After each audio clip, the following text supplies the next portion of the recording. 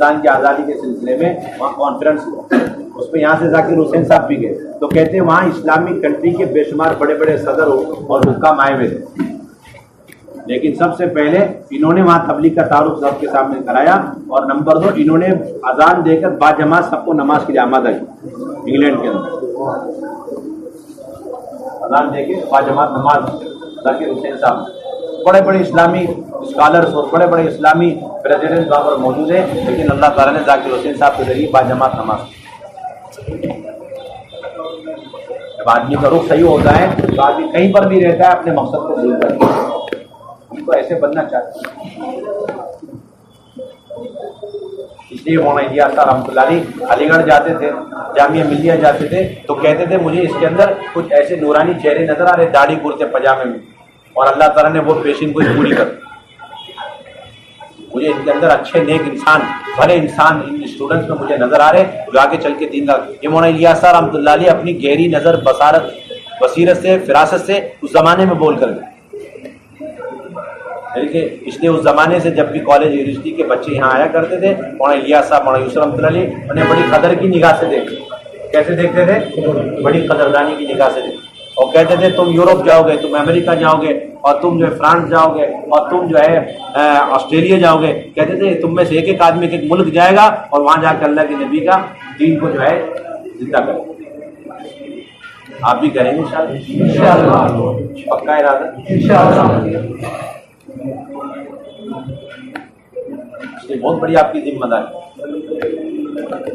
हम लोग का चाइना का सफर हुआ, वुहान एक प्रोविंस है, वुहान, सब यूनिवर्सिटी आए उधर, तो हमें लेकर गए, रात का वक्त था, तो हमें बताया कि यहाँ पर कुछ इंडिया, पाकिस्तान, बांग्लादेश के लोग पढ़ते हैं, हम आपकी मुलाकात। जब हम गए तो बिल्कुल ऐसा लग रहा है जैसे क्लब बना, लग रहा था आप खुद ही बुर्खा पहन लो और आंखें नीचे करो फिर अंदर गए।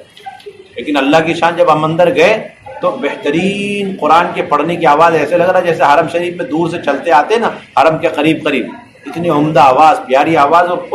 और रमज़ान का महीना था जब हम लोग जैसे आगे पहुंचे तो हैरत की इंतहा नहीं रही, तो देखा वहाँ तरावी की नमाज, वुहान, चाइना में, वुहान में कॉलेज के अंदर नमाज बाजमात तरावी हो रही।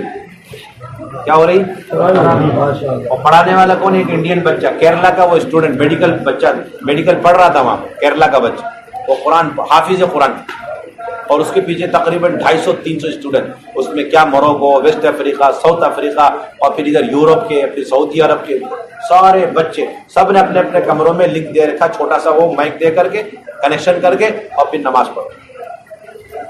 क्या कर रहे? और नमाज खत्म हुई तरावी, फौरन लोग, वही मौलवी साहब, हाफिज साहब थे, फौरन बैठ गए और मुंतखब अहादीस से तालीम शुरू कर, और उसका फौरन ट्रांसलेशन हो रहा, 8-10 लैंग्वेज में उसका ट्रांसलेशन। जब उससे फारिग हुए, अब फौरन 2-2 की जोड़ी बन गई, अब पूरे हॉस्टलों में फैल करके रात की अंधेरी में लोग मुलाकात है।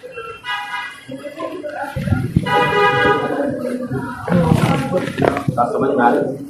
क्या नहीं कर सकता है कि स्टूडेंट एक तालिब इल्म, आप अंदाजा लगा। देखो, हमें इलाके में लेकर गए, चाइना में एक और इलाके में लेकर गए, वहां पर उन्होंने छत पे, जो टेरिस होता है छत, उसको किसी तरह कैश करके लेकर कॉलेज वालों से, उसे उन्होंने अपना मरकज और उसको अपना जामा मस्जिद बनाया, और जुम्मे की नमाज हो रही, तकरीबन 500 स्टूडेंट्स पढ़ रहे जुम्मे की नमाज छत के ऊपर। जबकि ऐसा माहौल है कि वहाँ तनहा आदमी अपनी नमाज पढ़ना मुश्किल है। एक और कॉलेज में गए, एक और कॉलेज में, वहाँ पर रमज़ान में बाकायदा इज्तिमाई तौर पर इफ्तारी और सहरी का नज़र, किसका इंतजाम है? 150-200 लोग सहरी और इफ्तारी करते, लंबा सा चौड़ा रास्ता है, इधर भी कमरे हैं, इधर भी कमरे, बीच में उसी पे दस्तरखान। कहते कि बेशुमार लड़कियां जो पढ़ती हैं आकर के, वो भी रोज़ा रखने लगी, वो भी पर्दे में आ गई, और ये लोग तरावी पढ़ते हैं इसी लंबे साइज में सब बनाकर, तो लड़कियां भी अपने अपने कमरे के अंदर से इसी नमाज में शरीक होती हैं। बेशुमार लड़कियां तौबा तिल्ला इस्तिग़फ़ार, पर्दे में आ गई, नेक बन गई, अच्छी बच्चियां बन गई। बहुत सारे अरब नौजवान आए वहाँ पढ़ने के लिए, अपना पूरा अरब कल्चर छोड़ दिया, लेकिन इस तबलीगी मेहनत की बरकत से अल्हम्दुलिल्लाह वो लोग दोबारा अपने सुन्नती लिबास पर आ गए, चेहरे पे दाढ़ी आ गई। क्या आ गई? चेहरे पे दाढ़ी। सोचिए आप, और मेहनत कैसे कर रहे हैं आप बताओ, बड़ी हिम्मत के साथ सारा काम कर रहे हैं, तालीम भी करते हैं और लोग गश्त भी करते हैं। हमें लेके एक जगह बोले कि कैप लगाना पड़ेगा, मैंने कहा हम लगा लेंगे।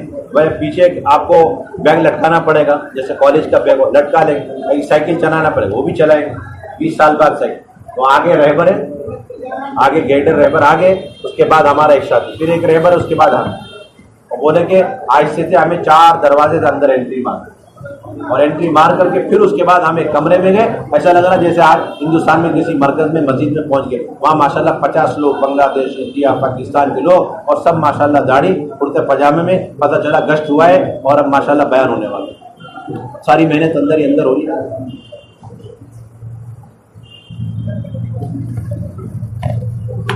क्या काम नहीं हो सकता है। एक स्टूडेंट अगर दिल पे ठान ले मुझे दीन की मेहनत करनी है, बड़ी से बड़ी रुकावट और बड़े से बड़े मुल्क में, वो वहां जाके दीन का, नबी का पैगाम पहुंचा सकता है। देखो और स्कूल कॉलेज में हमें ले गए तो बताया कि आपको बहुत चौकन्ना होकर इसके अंदर एंट्री मारनी, बहुत खतरनाक कॉलेज है, बहुत सेंसिटिव, यहाँ पर बहुत ज्यादा कड़ी नजर होती है। अगर आपको चाइनीज स्टूडेंट से मिलते हुए देख लिया, वहाँ की इंटेलिजेंट है, आपको जेल जिंदगी भर के लिए खत्म हो गया। तो कार खड़ी हुई सामने कॉलेज, पहले बोले कि आप उतर जाए, बोले तो उतरने के बाद आप सीधे जाएंगे, फिर उसके बाद लेफ्ट जाएंगे, फिर राइट जाएंगे, तो वहाँ पर एक दरख्त है, उस दरख्त के नीचे एक काला कैप और काला शर्ट पहन के एक आदमी होगा। जब आप उसके करीब चले जाओगे 10 कदम बाकी रह जाएगा तो मूवमेंट में आ जाएगा, हरकत में आएगा, आगे बढ़ेगा, आप पीछे पीछे चलना, समझना वो तुम्हारा रहबर है। उसको सलाम दुआ मुसाफा नहीं करना। अभी चारों तरफ सीसीटीवी कैमरे लगे हुए। जब अंदर चले गए अगला आदमी उतारा कार, क्या कि आप बैक हो जाओ लेफ्ट राइट, और आपको एक हरा रंग का कैप और टी शर्ट में मिलेगा, और वो पुराना दरख्त के नीचे, जैसे आप उसके करीब पहुंचोगे वो आगे बढ़ने लगेगा, समझ लो वो तुम्हारा आदमी है, उसके पीछे खामोशी चलता है। हर तरह के काम बच्चे कर रहे हैं हमारे, पहले आप अंदाजा लगे। और बेशुमार बच्चों के चिल्ले लगवा दिए, बेशुमार माशाल्लाह बच्चों के 4 महीने लगाए। उनके वालिदैन हैरान कि भाई हमने भेजा था चाइना पढ़ने के लिए, हमने भेजा था डॉक्टर इंजीनियर, ये तो मुल्ला मौलवी बनकर आ गए। नानजिंग ये कैपिटल सिटी था पहले चाइना का, अभी तो बीजिंग है ना, लेकिन पहला वाला जो उसका कैपिटल सिटी था जापान और चाइना के वार से पहले वो नानजिंग था। जब वार हुआ तो वो सब बर्बाद हुआ, अब वो बीजिंग नया कैपिटल सिटी बना है चाइना। तो नानजिंग के अंदर कॉलेज ही कॉलेज, वहाँ लेके मुलाकात, सिर्फ 2 दिन का टाइम। तो पता चला वहाँ पर एक स्टूडेंट है, मेडिकल पढ़ रहा है, और वो हैदराबाद से बिलोंग करते हैं और 10 साल से पढ़ रहे हैं। सलाम दुआ, इतनी बड़ी दाढ़ी और मुसल्ला, अपना कमरा पूरा ऐसा जैसा मस्जिद हो, फिक्रमंद बच्चा, रोने धोने वाला। बताओ आप, नंगा माहौल, उधर कोई पूछने वाला नहीं है, जो चाहे आदमी अय्याशी करे, लेकिन वहाँ पर अल्लाह का डर और खौफ है जिसने उसको तमाम तर बुराइयों से रोक रखा।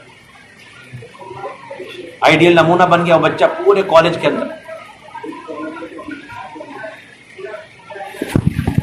अब वो पहले क्या था, बेदीन था। पहला साल जब वहां गया बेदीन हैदराबाद में, उसकी नमाज भी ठीक नहीं, वो भी ठीक नहीं। उसके बाद जब वो दीनदार बन के गया पहली छुट्टी वेकेशन में, उसके माँ बाप ने बोला तबलीग नहीं लगना आपको, सब कुछ करो ठीक, लेकिन तबलीग वबलीग, ताकि मुझे तो सारी रोशनी और रहबरी इसी से मिली है, उसे आप रोक दोगे, ऐसे कैसे हो जाएगा। उसके बाद उसने ये तय करा कि अब मुझे वेकेशन में कहाँ, अपने हैदराबाद नहीं जाना। तो अब उसके बाद हर वेकेशन में चाइनीज लोगों के साथ मिलकर चिल्ला लगाए। इस तरह उसने चाइना में 10 चिल्ले लगाए। कितने चिल्ले लगाए? 10 चिल्ले लगाए उसको, इकबाल नाम का। और रात को हमें मुलाकात, तकरीबन 50 बड़े बड़े कॉलेज और उसके हॉस्टल, सब जैसे कंप्यूटर में उसके दिमाग में होता है, इस तरह सब। इस कॉलेज में इतने हैं, इतने इतने, और पाकिस्तान इतने, इंडियन इतने हैं, और बांग्लादेश इतने हैं, और साउदियन इतने हैं, और उसमें चिल्ले वाले इतने हैं, 4 महीने, यानी लिखत में नहीं है, दिमाग में सब उस बच्चे का। और ले जा रहा मुलाकात, और हम तो थके हुए, थोड़ी सी बात करी, और फिर वो इंग्लिश में खूब जम करके डोज दे रहा, पुश कर रहा, और 4-4 महीने की तश्कील कर। ऐसा दर्द गम उस बच्चे के अंदर, ईमान ताज़ा होगी। नहीं था इंडिया का, बांग्लादेश, हैदराबाद का बच्चा। उसका एक और दोस्त था, उसके दोस्त ने बड़ा अजीब काम किया। उसने एक होटल खोल लिया, बोले कि यहाँ कोई पक्का मुसलमान है, अगर देखना है तो आसान तरीका है कि वो हमारे होटल में आ गया, तो इसका मतलब है वो पक्का मुसलमान, क्योंकि वो हलाल खाना हम रखते हैं अपने पास, इधर उधर का नहीं रखते। तो मुसलमानों को पकड़ने के लिए, सही आदमी को पकड़ने के लिए दोनों दोस्तों ने मिलकर एक रेस्टोरेंट खोली। बोले कि आज इज्तिमा भी है। मैंने किधर है, कौन सी मस्जिद में? हो जाएगा बोले। और स्कूल हमें उसी रेस्टोरेंट में लेके बिठाया, उधर लड़के इधर लड़कियां, हमें भी खिलाए पिलाए कि यही इज्तिमा होगा अभी बोले, उसी होटल में होगा। भाई इधर कैसे हो जाएगा, इधर ही होता है। चुनाचे खाना पीना सब हो गया, एक अनाउंस किया इंग्लिश में, अरबी में और जो है लैंग्वेज में, तो सारी लड़कियां एक तरफ हो गए, सारे लड़के एक तरफ हो गए, बोले मौलवी साहब बात हुई आधा पौन घंटा माशाल्लाह, और उसके बाद लड़कियों की तशकील हुई, लड़कों की तशकील, क्योंकि 10 साल से रेस्टोरेंट चला के न जाने कितनों नौजवानों लड़कियों को अल्लाह ताला ने हिदायत दे दी, वो दाढ़ी कुर्ते पजामे पे आ गए और माशाल्लाह सुन्नती लिबास पर आ गए और पूरी जिंदगी चेंज हो गई, और वो आज अपने मुल्कों में जाके दीन के बड़े दाई बन गए। और वो उस होटल को, अब वो पढ़ाई तो हो गई लेकिन वो छोड़कर आने को तैयार नहीं कि ये मेरा मरकज का क्या होगा, जो लोगों की हिदायत का जरिया बना था, उसकी वजह से बेचारा वो चाइना छोड़ के आने को तैयार। तो एक लोग होते हैं जो कमाने की वजह से मुल्कों को छोड़ के आने को तैयार नहीं, ऐसे भी नौजवान इस दुनिया में कि जो सिर्फ दीन के खातिर मुल्कों को छोड़ के वापस आने को तैयार। सोचो आप, सही बात, ये सब इधर उधर की बातें हमने अपनी आंखों से देखी। और चाइना ऐसा इलाका है, लोग बेचारे प्यासे हैं, अल्लाह का नाम लेने वाला नहीं। एक 4 महीने लगाने वाले लगाए हुए साथी को लेके हम बैठे, 4 महीने लगे हुए 2 मरतबा अल्हम्दुलिल्लाह रब्बिल आलमीन, ये पहली आयत मुझे 3 घंटे लगे उसे सही करा। उनकी जबानों पर अल्हम्दुलिल्लाह शरीफ चढ़ती नहीं, ला इलाहा इल्लल्लाह मोहम्मद रसूल चढ़ता नहीं उनकी जबानों।